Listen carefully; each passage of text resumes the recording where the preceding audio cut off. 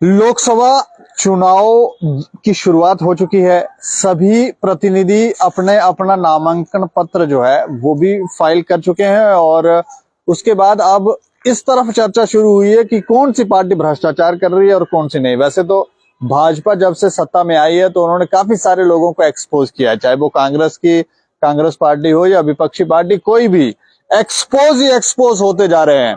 और ये भी सवाल विपक्ष की तरफ से उठाए जाते हैं या समाज सेवियों की तरफ से भी उठाए जाते हैं कि क्या जब दूसरी पार्टियों में नेता होते हैं तो वो जब भ्रष्टाचार करते हैं तो उस समय तो वो भ्रष्टाचारी हैं, वो गलत लोग हैं, लेकिन वही नेता जब भाजपा में शामिल हो जाता है तो फिर वो कैसे पाक साफ हो जाता है? कोई भ्रष्टाचार का आरोप नहीं, कुछ नहीं, सब चीजें शांत।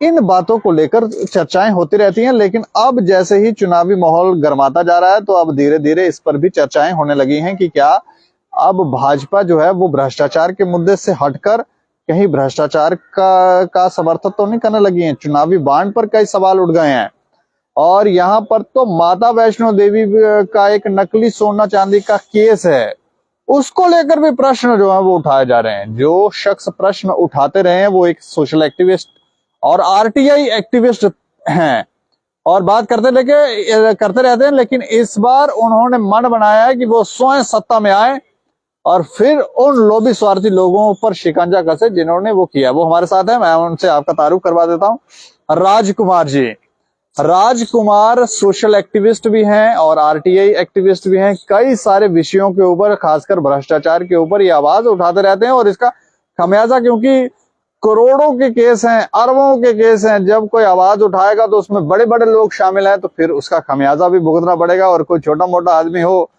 तो उसको तो एक झटके में मसल दिया जाता है, लेकिन ये अब तक सुरक्षित हैं, जेल काट के आए हैं। इनसे बात करें क्योंकि अब ये जम्मू रियासी लोकसभा सीट पर कंटेस्ट भी कर रहे हैं और इन्होंने अपना फॉर्म भी फिल कर दिया है, वो अप्रूव भी हो गया है और ये तैयार हैं। लेकिन इनसे जानने की कोशिश करेंगे ये क्या किस तरह से देखते हैं कि भ्रष्टाचार हो रहा है, नहीं हो रहा है, कौन कर रहा है। अच्छा राजकुमार जी, क्या कहना चाहोगे? वैसे तो दबंग छवि तो आपकी है ही, बाइक भी आजकल आपने बड़ी खतरनाक रख रखी है, लेकिन ये भ्रष्टाचार जो है आजकल चुनावी बॉन्ड के ऊपर बड़ा सवाल उठते हैं और दूसरा एक माता वैष्णो देवी का केस है जिसके ऊपर तो आप स्वयं ही बोलते रहते हैं। लेकिन चुनावी बांड के ऊपर मुझे थोड़ी जानकारी दें कि क्या भाजपा एक्सपोज हो गई है या इसमें कुछ अभी और भी खेल है जो बाद में एक्सपोज होगा? दीपक जी, सबसे पहले तो स्टेट समाचार का और आपका बहुत बहुत धन्यवाद और मैं आपका शुक्रगुजार हूं कि आपने इस चुनावी माहौल में इस मामले को उजागर करने की एक प्रतिक्रिया स्पष्ट की है। माता वैष्णो देवी का जो स्कैम है ये 2014 में एक आरटीआई के तहत अपोज हुआ था।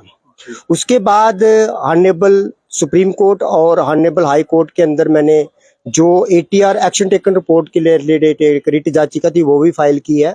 लेकिन सवाल जो है भाजपा का जो एक ट्रेंड चल रहा है वो ट्रेंड तो जिनका उन्होंने बताया था कि 56 इंच का सीना और ना खाऊंगा ना खाने दूंगा, लेकिन भाजपा आज वो चीज बन चुकी है कि जो कहते हैं ना कि भाई एक वॉशिंग मशीन आ गई है कि बाहर से आप कोई भी कचरा ले आओ और उस वॉशिंग मशीन में डालो, चाहे कोई भी डिटर्जेंट पाउडर होगा, वॉशिंग पाउडर कोई भी होगा, भाजपा की मशीन में डालो, वो धुल के बाहर आ जाएगा और करप्शन मुक्त होकर बाहर आ जाएगा। साफ हो जाता है या फिर उनके जो रोड़ा अड़ाना होता है, दूसरी पार्टियों में रहेंगे तो रोड़ा अड़ा देंगे, कहेंगे ये नहीं जीतना चाहिए, वो नहीं तो ऐसे कहे, तो वो उनको शांत करवा देते हैं? देखो, ये एक त्रिमूर्ति जिसको हम कहते हैं ना, त्रिमूर्ति, ये वो चीज है। एक ईडी हो गई, एक सीबीआई हो गई और तीसरी हो गई वॉशिंग मशीन। मतलब जो भाजपा के खिलाफ बोलेगा वो सीधा जेल जाएगा, चाहे आपका मामला कोई है चाहे मामला ये नहीं है। लेकिन आप बात कर रहे हैं हम वैष्णो देवी के मुद्दे की और चुनावी बांड की।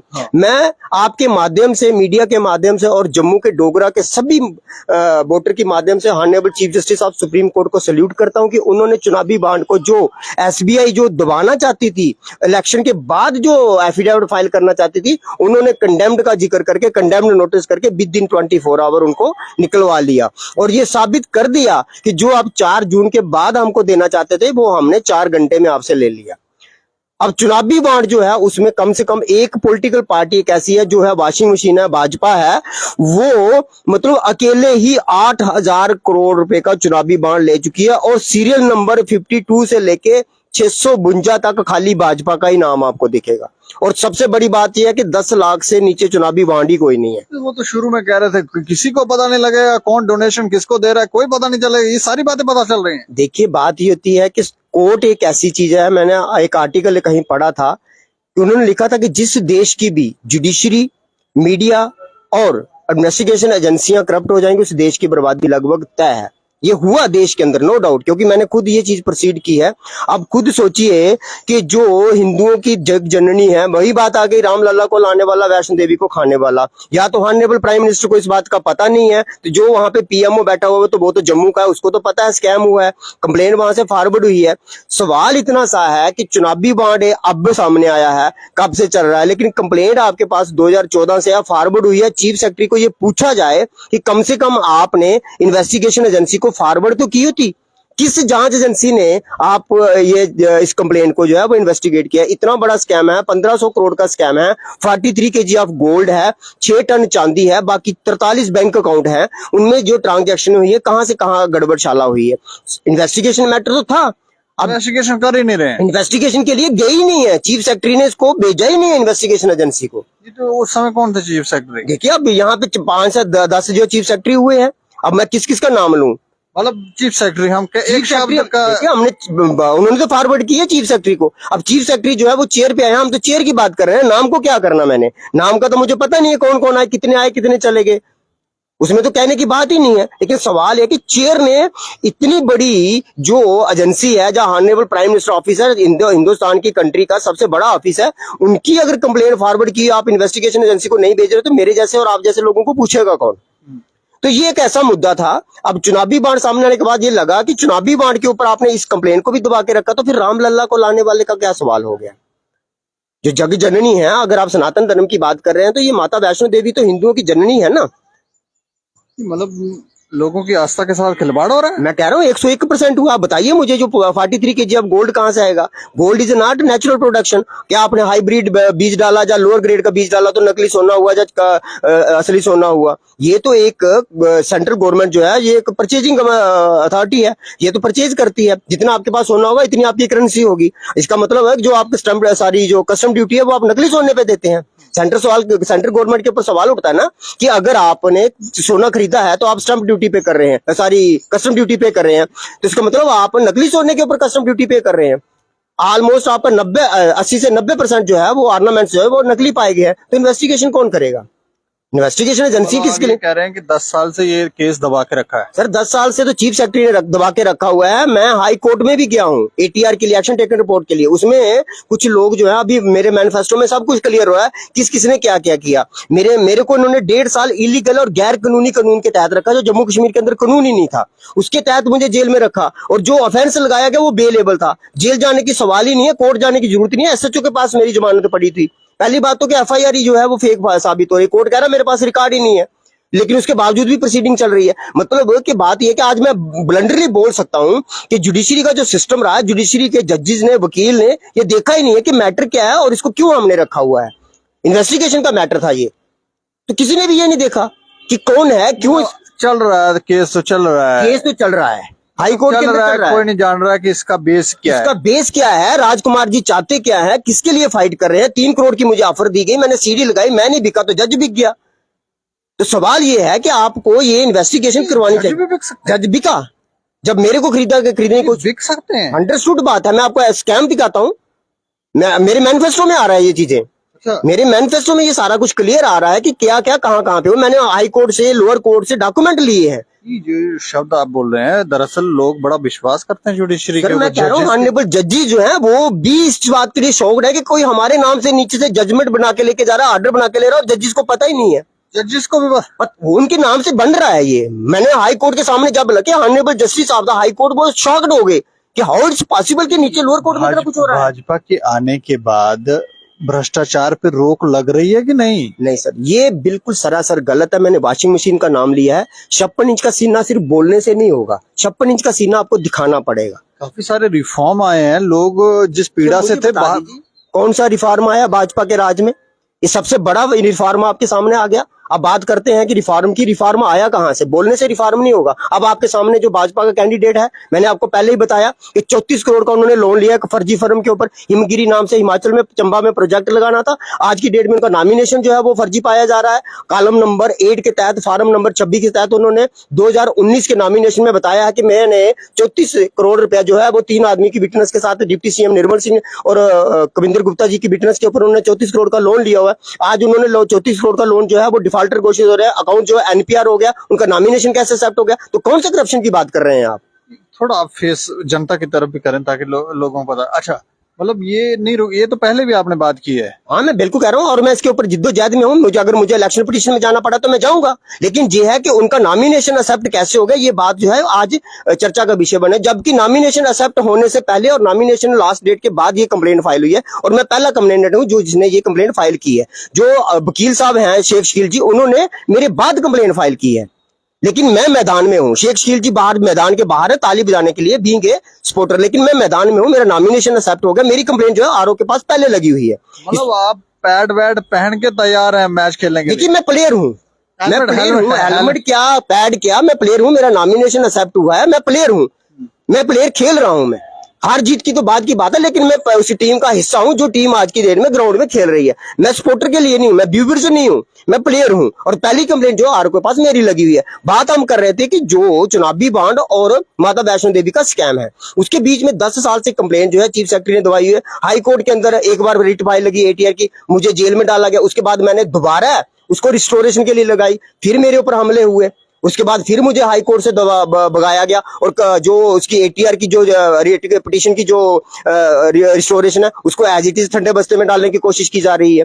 तो मैं कहने का मतलब, बात जो है वो प्रधानमंत्री या गृह मंत्री तक पहुंचने नहीं दी जा रही है नीचे। ये तो आपके माध्यम से एक जरिया बन रहा है। मैं तो आपसे रिक्वेस्ट कर रहा हूँ, बार बार फुल मीडिया से रिक्वेस्ट कर रहा हूँ, इन्वेस्टिगेशन एजेंसियों से मैं रिक्वेस्ट कर रहा हूँ, हॉनरेबल आरओ से रिक्वेस्ट कर रहा हूँ, जुडिशरी से रिक्वेस्ट कर रहा हूँ कि ये करोड़ों हिंदुओं की आस्था से खिलवाड़ का इश्यू है। आप इसको हॉनरेबल प्राइम मिनिस्टर तक, अगर वो कह रहे हैं ना मैं खाऊंगा ना मैं खाने दूंगा, तो यहाँ 10 साल से खा रहे हैं और पीछे 15-20 साल से खा रहे हैं। कब से 32 साल हो गए बोर्ड बने हुए, बोर्ड के अंदर कितना बड़ा गड़बड़शाला सामने आई है, वो चीज की आपने गारंटी चाहिए कि वहां पे सब जो है ट्रांसपेरेंसी के साथ फ्री एंड फ्री हो रहा है। लेकिन यहाँ पे 10 साल से एक कंप्लेंट को दबाया जा रहा है, तो बाकी उसके बाद क्या हुआ होगा? 2014 से कंप्लेंट जो है वो पेंडिंग है, तो 2014 से लेकर 2024 तक कितना हुआ होगा? सवाल तो ये है, वहां पे तो 4 सीओ चले गए और चारों के चारों आउटसाइडर। तो बात यह है कि उस कंप्लेंट के ऊपर मैं जिद्दोजहद से हूं, आज मैं मैदान में हूं। मैं जनता से अपील करता हूं कि अगर आपके घर में, अगर आस्था आपके नाम से है, आप चाहते हैं कि इसकी जांच हो, तो मुझे एक बार आप जरूर चुने, और मैं आपको गारंटी देता हूं मेरे मैनिफेस्टो में जो जो चीज होगी वो हर एक चीज के ऊपर इन्वेस्टिगेशन होगी। और दूसरी बार मैं आपके सामने जब आऊं तो मुझे पोस्टर लगाने की जरूरत ना पड़ी, मैं आपको गारंटी देता हूं मैं इतने काम करके जाऊंगा। मैनिफेस्टो कब आ रहा है आपका? देखिए, मेरा जो सिंबल है मुझे कल अलॉट हो रहा है, उसके बाद मेरा मैनिफेस्टो तैयार है। मैंने खाली उससे सिंबल पेस्ट करना, तो मेरा प्रिंट निकल जाएगा। लेकिन ये कि जहां मैंने इतनी दिन वेट किया है, तो मेरे लिए एक 12 घंटे 24 घंटे कोई नहीं, लेकिन नॉमिनेशन मेरा एक्सेप्ट हो गया। बड़ी कोशिश की गई मेरा नॉमिनेशन रोकने की, हद से ज्यादा है। एसपी हेडक्वार्टर जो है 2 तारीख को नॉमिनेशन, और 2 तारीख को मुझे नोटिस कर रहा है हियरिंग का। 4 तारीख को उन्होंने मेरे को लास्ट डेट डाली, 2 दिन की डेट डाली, और 5 को उन्होंने स्क्रूटनी से पहले मेरे को उठा लेना था और मेरे को स्क्रूटनी में जाने नहीं देना था, जबकि मैंने उसको वर्चुअल हियरिंग में लिया। मैं आपके आशीर्वाद से, माता रानी के आशीर्वाद से, मैं ये थोड़े से कानून के बिंदु पॉइंट जानता था, तो मैं बच गया। अदरवाइज मेरा कन्फर्म था, मेरा नॉमिनेशन उन्होंने रिजेक्ट करवाना ही करवाना है। अच्छा, वो हमने खबर की थी दवांग वाली से, उसके बाद आपके पीछे पड़ गए थे। बात ये थी कि जहां तक नौबत आ चुकी थी, मेरा नॉमिनेशन, पुलिस ने नॉमिनेशन रिजेक्ट कराने की पूरी तैयारी कर रखी थी। आज मैं हॉनरेबल, जो आज मेरी कंप्लेंट भी लगी हुई है डीजीपी साहब के खिलाफ, और बाकी जो है उनके खिलाफ मेरी कंप्लेंट लगी हुई है आरओ, और आपके सामने मैं खड़ा हूं। आप देखिए, आप मीडिया में खड़े हैं, 22 कैंडिडेट है और मैं अकेला कैंडिडेट जो बिना सिक्योरिटी के हूँ। सिक्योरिटी नहीं है? मैं सिक्योरिटी क्यों लूं? जो पुलिस मेरी 25 साल से हत्या की साजिश रच रही है, मैं 25 साल से राजू, 10 साल से आपने मेरी सिक्योरिटी रोकी, मैं पुलिस की सिक्योरिटी क्यों लूं? मुझे क्या गारंटी है उनके साथ? तो फिर कौन सी सिक्योरिटी चाहिए आपको? देखिए, सिक्योरिटी मेरी सिक्योरिटी तो उस परवरदिगार के पास है, जो मैं इतने देर से बच रहा हूँ 25 साल से। एजेंसियों को भी तो आपका कुछ ध्यान तो रखना ही है, कोई तो यही चीज तो मैं आज ऑनरेबल डीजीपी साहब से पूछ रहा हूँ कि आप तो नए चेयर पे आई हैं, आप जनता दरबार लगाते हैं, हर सैटरडे को लगाते हैं जनता दरबार। राजकुमार एक इंडियन सिटीजन है, प्रोमिनेंट सिटीजन है, सोशल एंड आरटी एक्टिविस्ट है, 20,000 करोड़ के स्कैम मेरी जेब में है। एक बार जनता दरबार में मेरे को भी सुन लीजिए, और मैं तो आज कैंडिडेट हूं, अभी आप मेरे को सुन लीजिए, मैं आपको पुलिस की सारी हरकतें बताता हूं। हाँ, मैं बताता हूँ, मैं नाम बताता हूँ और इन्वेस्टिगेशन करिए। आप एक इन्वेस्टिगेशन कर लीजिए, आपके सामने सारा का सारा दूध का दूध और पानी का पानी आ जाएगा। लेकिन हानेबल डीजी साहब तक बात जाने कौन देगा? आपके माध्यम से चली जाए तो चली जाए। अब देखिए जो एसपी हेडक्वार्टर ने किया और कंप्लेन का नोटिस किया, उसके बीच में ना कोई अक्यूज्ड है ना कंप्लेनेंट है, ऐसे ही नोटिस। ऐसे नोटिस। और पहला जो नोटिस किया जो एसडीपीओ थे विशाल शुर जी, उन्होंने तो पूरी तैयारी की थी 363 की। हाईकोर्ट के नोटिस के बाद उन्होंने 363 अपहरण करना था, अपहरण के बाद उन्होंने मतलब मर्डर की प्लानिंग कर ली थी। तो सवाल ये है कि हानेबल डीजी साहब को पता ही नहीं है कुछ भी कि क्या हो रहा है क्या नहीं हो रहा है। मैं पुलिस के पूरी खिलाफ नहीं हूं, लेकिन जो अंडर गिल्टी हैं उनके खिलाफ कार्रवाई होनी चाहिए अगर आप जम्मू कश्मीर की जनता का विश्वास लेना चाहते हैं तो। अदरवाइज जो आज की तारीख में जितने इशू हैं, अगर कल ये किसी सेंट्रल एजेंसी के पास इन्वेस्टिगेशन चली गई तो फिर आने वाले टाइम पे आपको जवाब देना पड़ेगा। और अगर आप जीत गए तो फिर मुसीबत ज्यादा है। नहीं, जीतने का तो मैं तो आपको कह रहा हूं कि जनता ने अगर मुझे एक बार मैंडेट दे दिया तो फिर मैं सारा कुछ अप्रूव करवाऊंगा। जो जो कुछ मेरे पास 20,000 करोड़ के स्कैम है वो सारे के सारे सामने आएंगे। कहां पे किस किस के साथ लिंक है। अभी तो पहला लिंक तो यही है पुलिस के ऊपर चल रहा है कि आपने 6 मिलिटेंट छोड़े, जब उसकी आरटी फाइल हुई तो उसकी एफआईआर ही नहीं है। तो उन मिलिटेंटों ने कितने लोगों की शहादत को कन्वर्ट किया, कितने लोगों को मारा। कितने लोग, मतलब मैं मारने का लफ्ज नहीं इस्तेमाल कर सकता, मैं तो शहादत कहूंगा उनको, क्योंकि मैं सूरवीरों के लिए मरने का नाम लफ्ज नहीं इस्तेमाल कर सकता हूँ, लेकिन मिलिटेंटों के लिए मैं कर सकता हूँ। लेकिन जो हमारी शहादतें हुई हैं मैं उनके लिए लफ्ज नहीं इस्तेमाल सकता, क्योंकि मैं आर्मी की बहुत ज्यादा इज्जत करता हूँ, बेल्ट फोर्स की बहुत ज्यादा इज्जत करता हूँ, इनफैक्ट पुलिस की भी करता हूँ मैं। बट मेरा दुख इस बात का है कि मुझे आज तक पुलिस के अंदर इतने बड़े बड़े आईपीएस ऑफिसर हैं, इतने बड़े बड़े ऑफिसर हैं, मुझे किसी ने सुना नहीं। और इस वैष्णो देवी के स्कैम से तो मुझे दिल से बहुत ज्यादा पिछले 10 साल से बहुत ज्यादा धक्का लगा है कि हार्नेबल प्राइम मिनिस्टर कहते हैं ना खाऊंगा ना खाने दूंगा, लेकिन ये जो आस्था का खिलवाड़ है, आज मुझे ये बोलने में हिचकिचाहट नहीं है कि रामलला को लाने वाला वैष्णो देवी को खाने वाला। चलिए, शुक्रिया हमसे बातचीत करने के लिए। धन्यवाद। तो ये राजकुमार जी हैं जो जम्मू रियासी लोकसभा सीट के ऊपर चुनाव लड़ने के लिए मैदान में हैं।